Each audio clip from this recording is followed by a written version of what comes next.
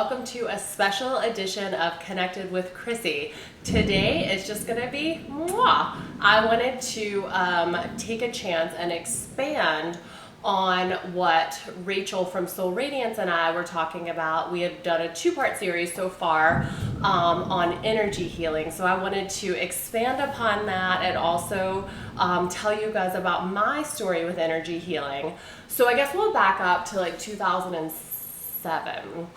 I was having sort of a dark night of the soul. I had just left a big corporate job in television, and everyone thought I was insane. And I moved back to North Carolina with my now husband, and we just kind of moved away to get to a quote-unquote simpler life. And in the process of moving, I was like, oh, I'm not going to work in television anymore. I'm just going to be quote-unquote normal, even though that is not the calling of my soul. My soul has always wanted to be on camera and on television, but I just was not given the, I would say, like proper tools growing up, because I do come from a small town. I was not given like the proper tools growing up and how to deal with like big time corporate situations. So I sort of had to learn those on my own, but I learned how to deal with that, and I sort of mastered it by the time I was 29 or 30, and then did not have any issues since. But anyways, I really flubbed one up when I was in my early 20s. And but again, that's how spirituality came into my life. So I can't say anything, wrong or bad. Life works out as it should. So we moved back to North Carolina. We're quote unquote gonna live a simple life, which was really horrendous for us. Like, I don't think we're supposed to live the simple life. We are supposed to be all that we are, and we are supposed to be abundant, and I'm super duper extra, which is the way that I'm supposed to be presented to the world, and the right tribe, my right people will find me. So, wow, there's like an insane storm going on right now. I don't know if you guys can hear it. But I was in the spa once we got back to North Carolina. I was working in a salon, and then I also was still going for like my regular like spa and beauty treatments, which I'll never give up no matter how spiritual I become. And I met a beautiful young woman by the name of Marilyn. And she was sitting at the front desk, and I would always see her when I was in getting my treatments. And she just was like this light and airy fairy, like so cool, calm, and collected energy. I was like, wow, like me coming from massive anxiety, massive panic attacks, not knowing how to control any of that. I was like, what is she on? And whatever she's on, I want some. So we became friends, and she started talking to me about spirituality. Now, this is not the first time that girlfriends had talked to me about spirituality before. This was actually the second time. The first time was the Bella twins. When I was having a really, really hard time in WWE, they encouraged me to watch The Secret, and they gave me their DVD and told me about the book and everything, and said that it had really changed their lives. And I just wasn't ready for it at the time. But it was like 6 months to a year later that I meet another person who's like spirituality.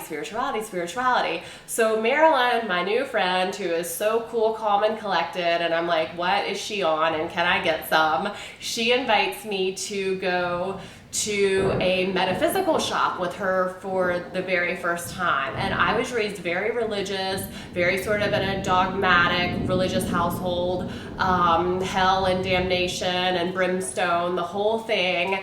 And so, but I was like so curious. I was like, well, whatever like she's doing with like the spiritual stuff, like I didn't really get from religion, so I am curious. So we went to a quote unquote women's expo. I think it was at Eclectic by Nature in North Carolina. Yeah, I think that was where it was at. And we walk in, and all of these, adult women, probably 30s, 40s, 50s, 60s, they were all dressed like beautifully and boho chic, and they had sparkles on their eyes, and they were adorned gorgeously, and I was like, I think I might be home. Like, I was like, oh my gosh, like this is what, like this is the kind of woman I want to be like as I get older and as I mature. So they were doing all sorts of things at this expo. They were doing Reiki, angel card readers, different types of energy healing. So I was really drawn to this one lady. She had on a purple shirt and she had on, you know, this purple sparkles, and she was a Reiki practitioner. And she said, would you like to experience energy healing? And I said, well, I have no clue what that is, but I am certainly searching for something, so let me yeah, of course I'll try it. And she was doing like, you know, like blood donation offerings. So she had a massage like chair set up, and she was just working sort of out in, you know, a public area. So I sat down, and I was not a meditator. I was not like someone who, again, I struggled deeply with anxiety and depression most of my life, just like it runs sort of hereditarily. And so I was really searching for something. So she says she's an energy healer, that she does a form of energy healing called Reiki. I have no clue what that is. I've never heard of it before, but I'm willing to try it. So I sit down, and she lays her hands about right through here, and started projecting like the God, spirit, light energy that energy healers transmit. So I just immediately like went somewhere. I sort of, I guess, transferred into a state of meditation, or transferred out of my body fairly quickly. And I started seeing like purples and greens and blues, but the main color was purple.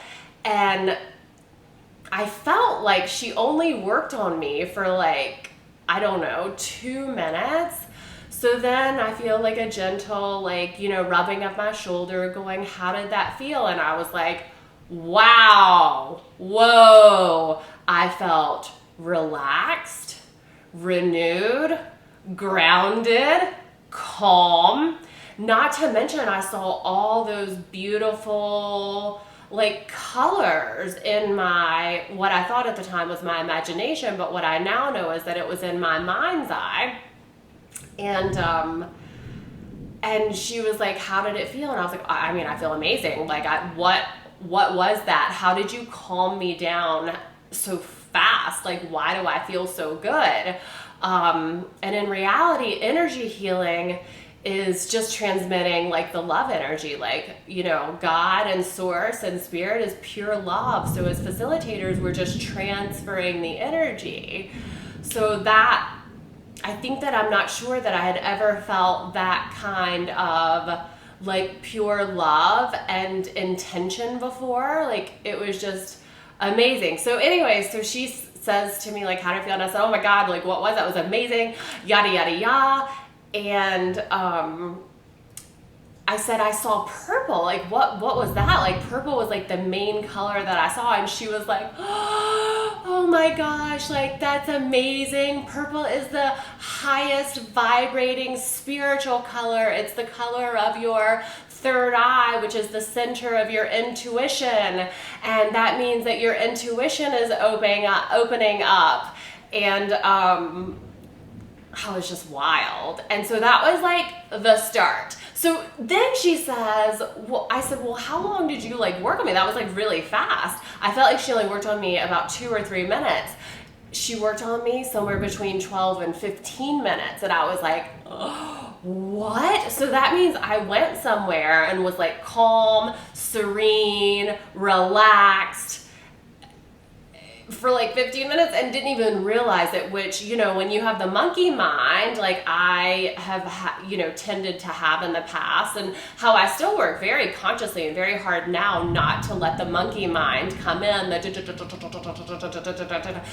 anxiety, that unrest. So that was the start. Well, after that, I was like literally Like, what was that? I need some more. Like, give it to me. So I became like a mainstay at Eclectic by Nature in Greensboro, North Carolina, which if any of you guys are there, it's an amazing little store. I think it's still open. So that was the first thing that happened. So then I think that I took the lady's information. Her name was Arlene, and I immediately signed up to become a Reiki practitioner. And I think this was like 2007, 2008, maybe 2008. And I was in the class because I was like, well, whatever that was. It was like a weekend course, typically Reiki courses or any energy modality. There's a lot of different ones. There's theta healing, there's Reiki, there's intuitive healing, which I teach intuitive healing classes now. But I want to tell you about what happened in my first energy healing class.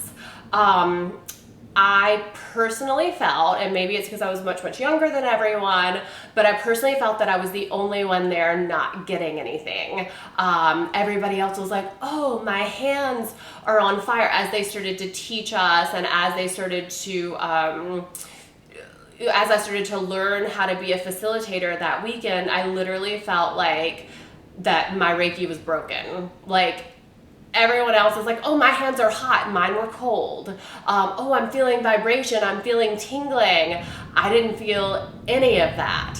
And I was like, oh my gosh, my Reiki's broken. Like, of course, like as big of a screw up as I am, I want to be an energy healing facilitator. And of course, my damn Reiki's broken. So I did the course, and I was really happy that I did the course, but I did not use energy healing I did not use it as a facilitator for like 7 years. So I had this, my first credential for a long time before I ever actually put it into use. And then one day it just sort of imploded, and then I did get the hot hands, I did get the vibration that typically you get, but every healer is different, and all of us are healers. Every single person on this earth is a healer. So that's why I wanted to come on here by myself today and really like hammer it in that everybody has the ability to be intuitive. Everybody has the ability to heal themselves and to heal others and to transmit that energy. So I first did the Reiki class, and wow, that was loud. God's like, yes, and I loved it when you did the Reiki class. So we did I did the Reiki class. I did it by myself.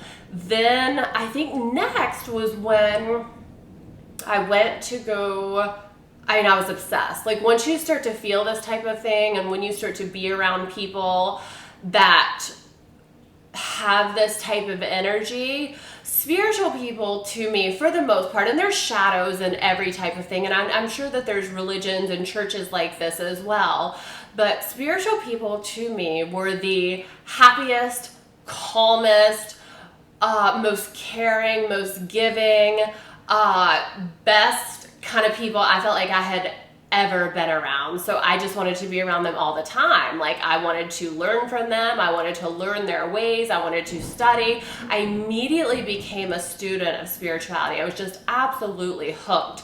I now say that, like, I'm raising my little boy like this, and my husband and I are raising our little boy like this because we want him to, like, know all the things so he doesn't have to deal with a lot of those like childhood traumas that a lot of us have to break when we get into adulthood. And there's a lot of like self-sabotage if you aren't raised to know how powerful you are and that other people, have power over you. Well, no, they don't. You have power over yourself. Like, you are the one with all the power. I used to really victimize myself, and I used to really like say, oh, I left, WWE because I was bullied or whatever. Well, yeah, okay, maybe that was happening, but I could have transmuted that had I had the correct training.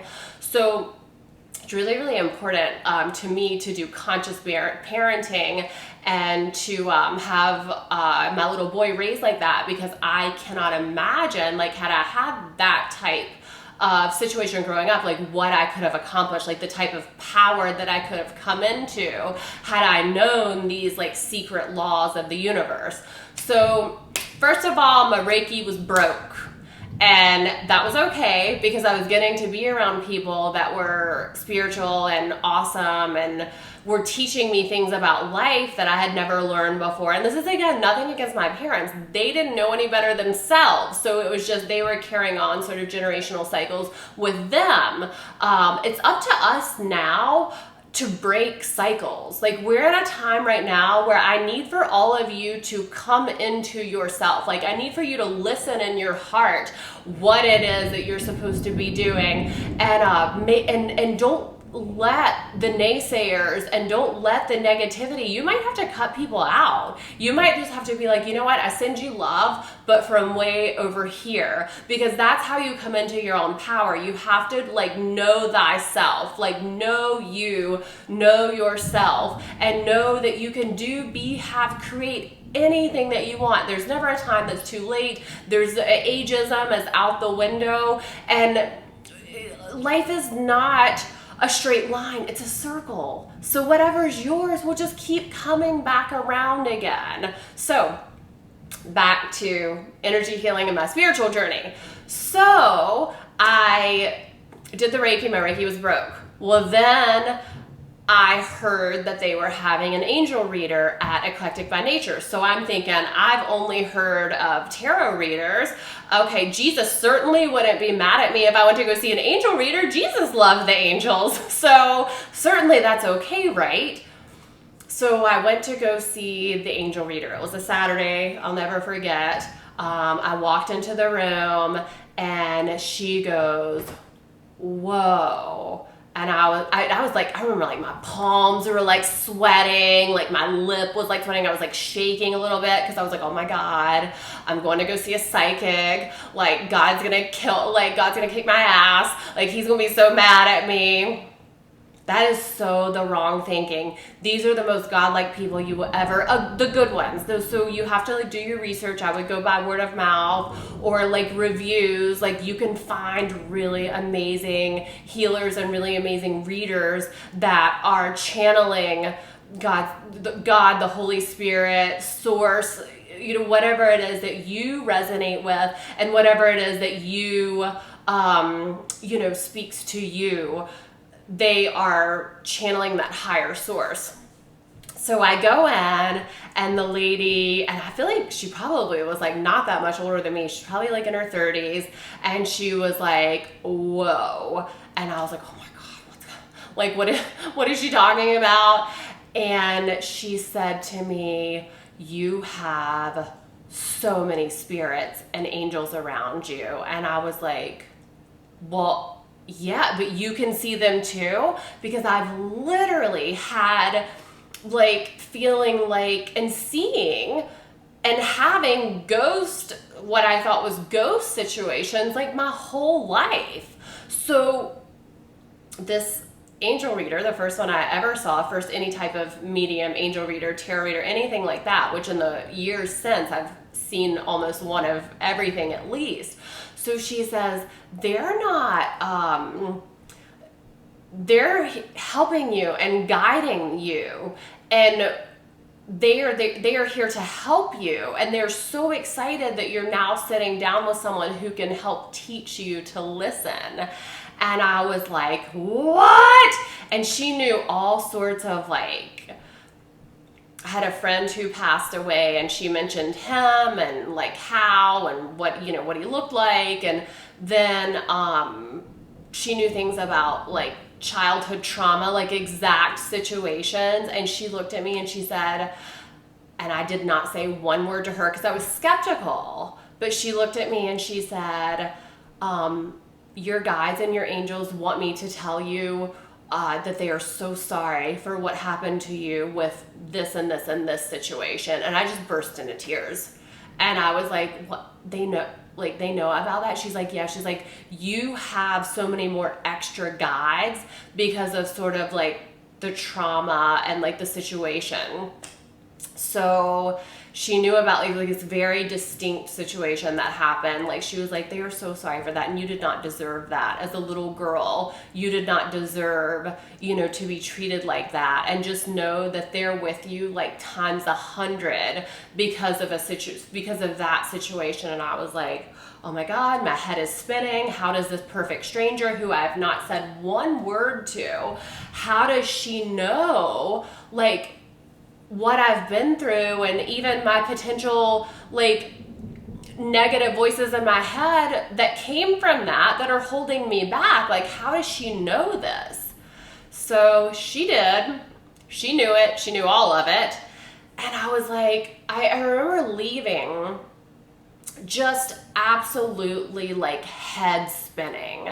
Like, first of all, how did she know these type things? Second of all, like, how did she know to tell me that she was sorry for a certain situation that happened, and that I had extra guides and angels because of that, because they wanted to help me transmute that energy and to use it for a force of good and for a force of power, which I am now doing.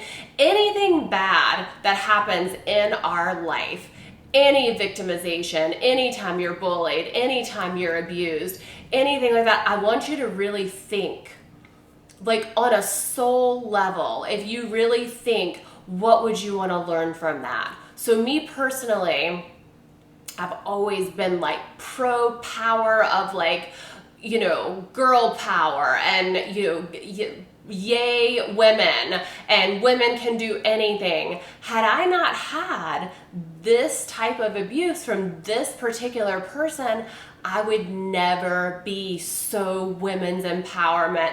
You know, women gotta do it. Little girls, you can do anything that you set your mind to. So, and I wanted you guys to take yourself out of the victim role in certain situations of abuse, because you gotta think, what did you learn from that? Like, what came from that?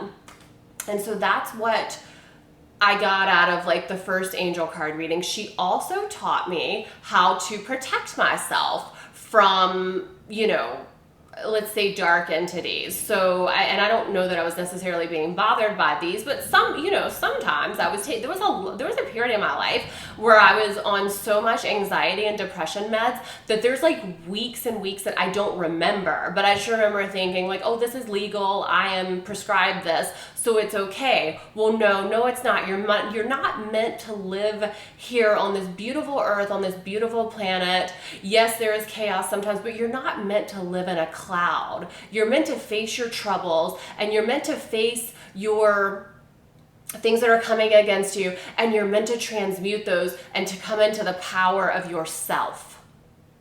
So I was being bothered, you know, quote unquote, by like the ghosties, I said, you know, most of my life, so I thought. And she said, well, Kristen, if you are being, you know, bothered, she said, you know, you can just surround yourself with white light and ask them to leave you alone. And I was like, wait, excuse me, what? So she, right then and there, she's like, yeah, she's like, you just imagine yourself, and you guys can do this at home, imagine yourself in like a ball of white light, and you are protected. Nothing can penetrate that ball of white light. When you ask for your angels and you ask for your guides and you ask for them to protect you, nothing can penetrate that. And then so say if you're like me and you're an intuitive and you have some of your clair senses, your clairaudient, your clair empathetic, your clairsentient, whatever it may be, sometimes that can be a little much too. So I have in the past asked them I'm clairaudient. So I have asked them not to, there might be a day and a time that I do not want to be bothered and do not want to hear the voices of other people. I may have my own stuff going on. So I'll say, as politely as I can, like, okay, you gotta like leave me alone right now. Like, I don't have the space for this. I've got my own stuff going on. And just like that, the voices stop. I also want to talk about how this type of thing was not accepted back in the day. We are now in a day and time where we can truly come into ourselves and come into the healers and come into the intuitives that we're supposed to be, and really live that spirit-led life, because it's accepted now. We have mediums on TV. We have, you know, people all over the internet going, yeah, I do this. It's totally normal. In the 50s and the 60s, my great aunt, which I talked about this on the episode with Rachel, she was put in a mental institution and given shock therapy for voices. So we're also getting a lot of ancestral help from our ancestors who have passed over, who were not able to live in their truth because they were having these feelings, they were having the voices, they knew they were healers, they were attracted to crystals, whatever it may be, but they couldn't live it because of the day and time they were living in. So the day and time that we're living in now with the internet and with YouTube and with spirituality, you know, really coming to the surface right now, we're in the middle of the Great Awakening. We are able to live our truths, and that is something that so many generations behind us have not been able to do. So again, use that to your advantage, like come into your power. So there was the angel card reader. Next came the shaman. No, here was the game changer. I consider myself to do shamanic healing. I consider myself, because I learned from someone who was so powerful. There are lighter healers, and then there are like the badass, like heavy duty, like we're about to shut this shit down. And I consider those to be like a high level, like a high priestess or a shaman or that type of level. There are different levels of healers. You come into who you're ready for. So I've seen, you know, more airy fairy healers in the past, but my preference was the shaman. So let me go back to how did I meet him? It was the same, eclectic by nature in North Carolina, but I'm trying to think of how I came to have an appointment with him. I don't remember. It was a long time ago. However, the work with the shaman was the most profound, most life-changing experience of my life to this date. When I started seeing him, I was carrying around so many limiting beliefs, so many negative thought entities in my head, so much victimization, so much, even like my weight. I was heavier then, because your physical body is a reflection of your mental body. So I even like had a harder time with like my weight and stuff back then, because I was carrying like emotional baggage, which translated into physical baggage. And not that I was heavy or anything, I just had a much harder time controlling my weight then. I haven't had to control my weight in 10 years. So I somehow come into the path of Michael. Michael is a large white man, bearded, gray. He was trained by the Lakota Indians in the Dakotas, the South Lakota and like South Dakota. So the tribesman, the head medicine man from the tribe was given the information that there's a very powerful white man out there that you need to go find, and he needs to train with you like on the reservation as a shaman, as a healer. He's a very powerful healer. At this time, Michael was going through a divorce. His life was a little traumatic, so he, like myself, had sought out a spiritual or a metaphysical store. So he was kind of wandering around the metaphysical store, and there was an Indian man sitting in the corner, and he said the Indian man got up, little smaller Indian man, Michael, big, large, you know, big guy, and he said the little Indian man walked over to him, and he said, "Are you Michael?" Michael was like, yeah. He was like, yeah, I am. And he said, well, our ancestors and our guides have come to us. You are a very powerful healer. Would you come and sit with me, and can we talk? So he went and sat with the medicine man. The medicine man then explained to Michael what I have just told you guys about Michael being a very powerful healer, medicine man himself. Would he be willing to start the training? That's like sort of an extreme shaman story. I sort of came into my own healing just through time. I didn't have anybody come in up to me and say like, oh, you are a great and powerful healer. Like, come to my Lakota tribe and I will train you.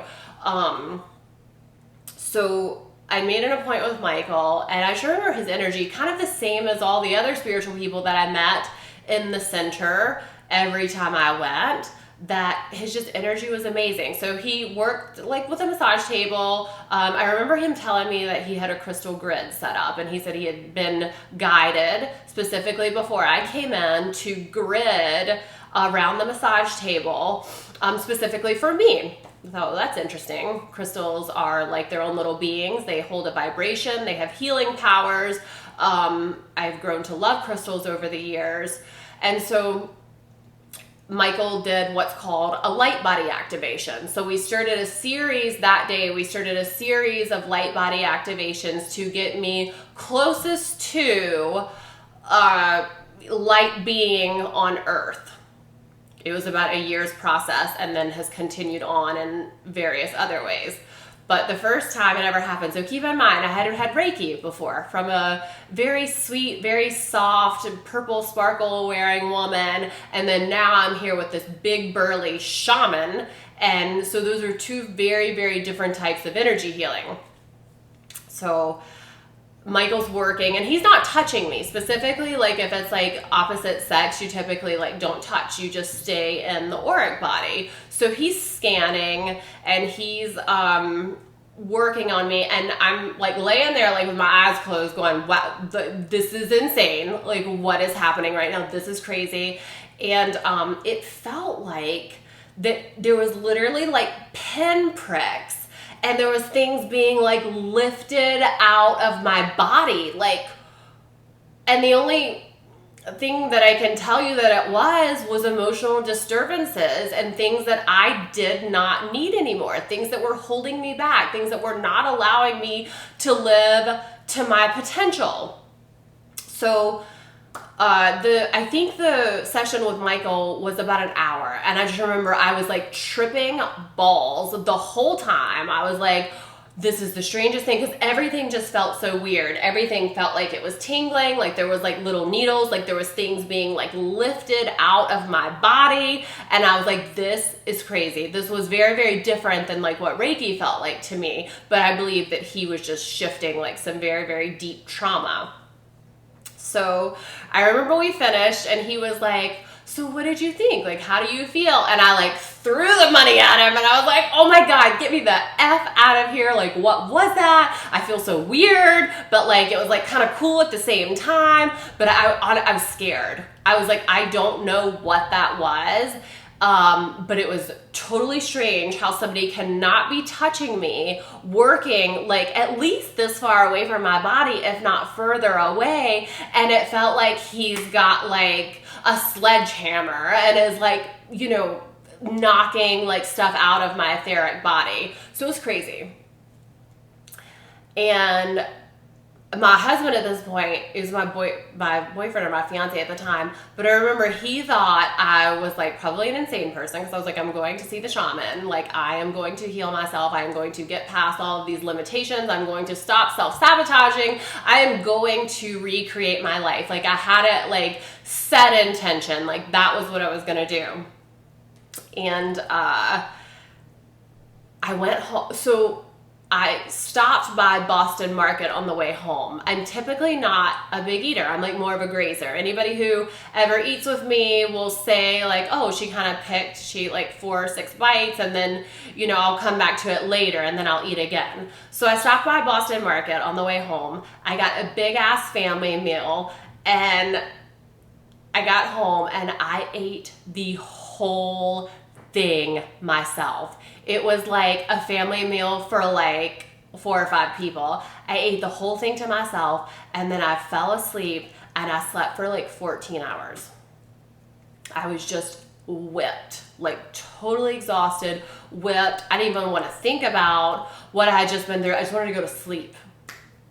So I wake up the next morning and my husband is laying in bed next to me, and for the first time in my life, I could see an energy field. I saw my husband's aura right above the outside of his body as he was sleeping. And I was like, what is happening? I also felt amazing. I felt so light. I felt so airy, and I just wanted to get outside and be in nature. So that was the start of my journey with the shaman.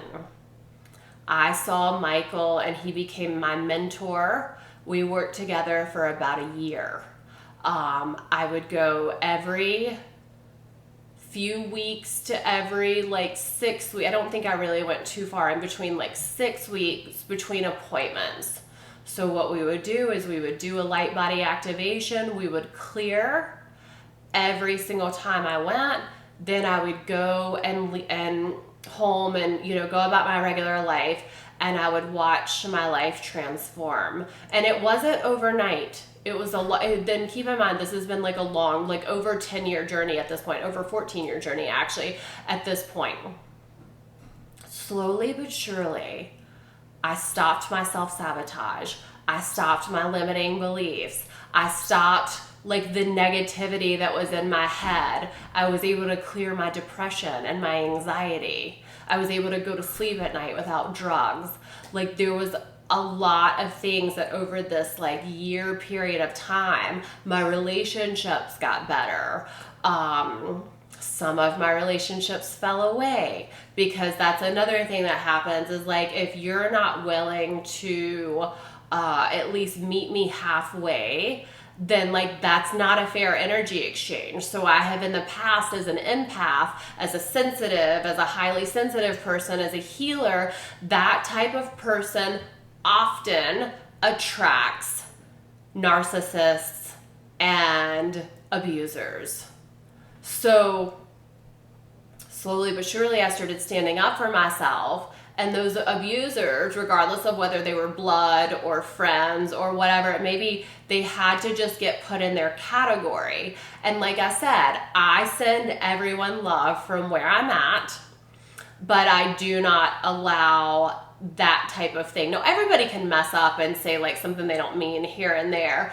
However, a constant narcissist or a constant abuser is not okay. And as healers, they're it's like moths to a flame. If you don't know that you're a healer and you're not aware of your light, that darkness is sometimes attracted to light.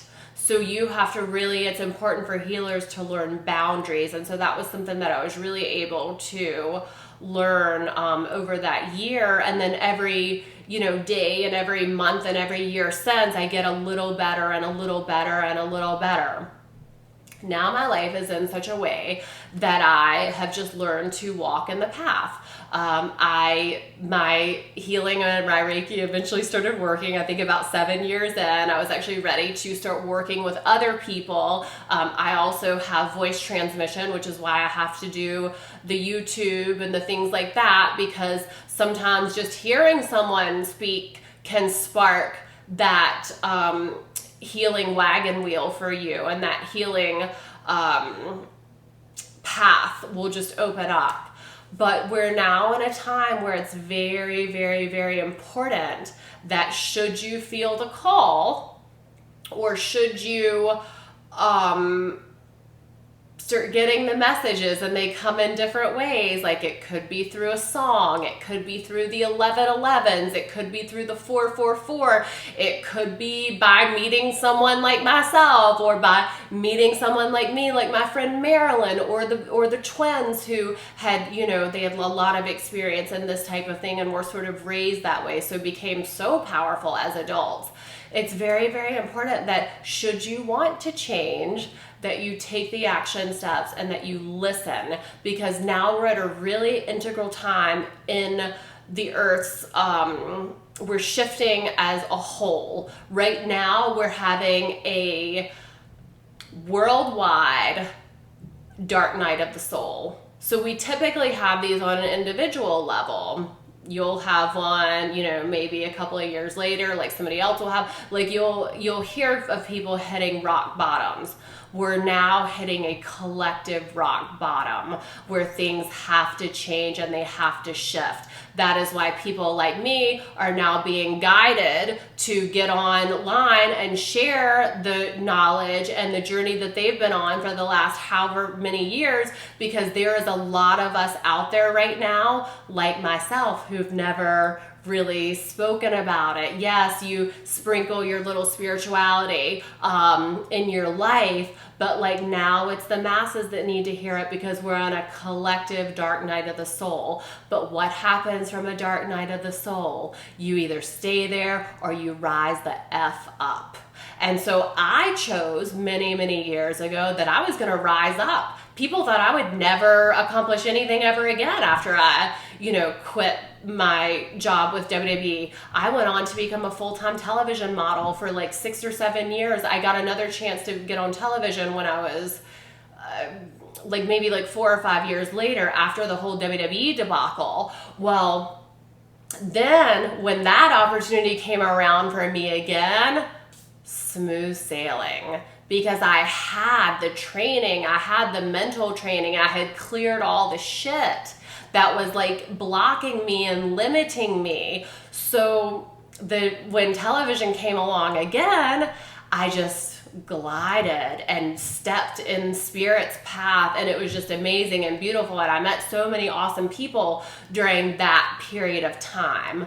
Well, we're always upgrading as humans. So a few years ago I got pregnant. I couldn't model as much as I had. I couldn't, you know, can't do the television schedule like, you know, I was doing with my little one. Still was working in spa and stuff, but what happens with COVID for me? I get let go from everything. And what does Spirit say? Spirit says, it's time. We need for you to step up. You've been studying this stuff for so long. It's time for you to share your knowledge. It's time for you to help people in the masses now. So I'm listening. And what I've, you know, really mastered in the last 10 years is that I just listen. And if I just listen and I go on those intuitive, like gut feelings, it's always good. And I always look back 6 months later or a year later and go, holy cow, like how did my life end up being that? This was like the most amazing thing I've ever like experienced. Like life is just like blessings on blessings on blessings on blessings. It's like miracle after miracle. However, it's a conscious decision that I make to stay in this mind frame. I do not get on the Facebook very often. I very much limit like my social media time. I do not watch mainstream media because we're being fed a bunch of bullshit. And do I think that you need to know, like, you know what you need to know? Like research what you feel in your heart that you need to research. Me, I feel like I just need to be in my little bubble of spirituality, my little bubble with my guides. I need to help you guys get in your little bubble with your angels and your guides, and then that way we can all be stepping in miracles, because we're all going through this shift together. It's a collective dark night of the soul, and everyone is gonna, you have a huge opportunity here to reset and rebound greater than you've ever in your entire life. So I'm going to finish up there because I don't want this to go on too long. If you guys liked Connected with Krissy, solo Krissy, like, comment, share below. We're going to do this again soon.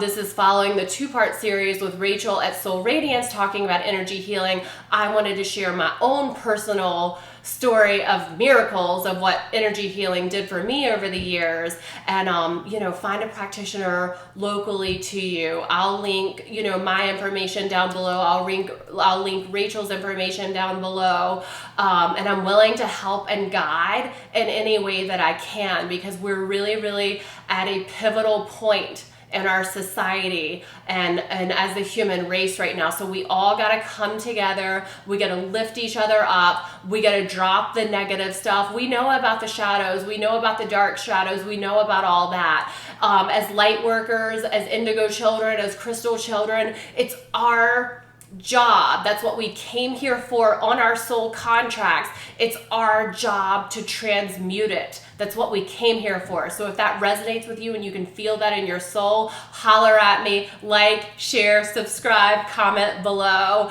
And we'll see you guys next time on Connected with Krissy. I love you guys. I send you so much love and light. I send you miracles. I speak that into you. And may just everything that you ever wanted in life come your way. You can dream it, you can be it, you can have it, especially now because we're resetting. I'll see you guys next time. Bye.